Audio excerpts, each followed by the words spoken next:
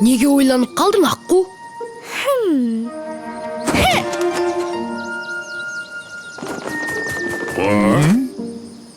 Жолбарыс мырза жұлдызды аспан қорғаушыларының бірі болуға тиіс еді.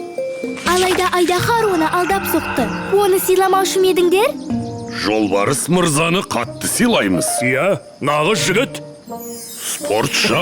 Жалпы жақсы жануар. Енді Жолбарыс мырзаның міндетін оның ұлы орындамақ. Айдаһар зұлым жоспарын іске асыру үшін сиқырлы тауға бара жатыр. Жолбарысты құрметтесеңдер, әділеттілік орнағанын қаламайсыңдар ма? Иә, солай шығар. Оған жаным ашып тұр. Онда оның ұлына көмектесіңдер. Айдаһар Жолбарыс мырзаны ғана емес, басқа да аңдарды алдады. Ал бізде қалғандарын іздейтін уақыт жоқ. Алаң ішің дауласуды қойып, өздерін сүйсінетін жануардан үлгі алыңдар. Иә, Дұрыс айтарсың. қане бұйра.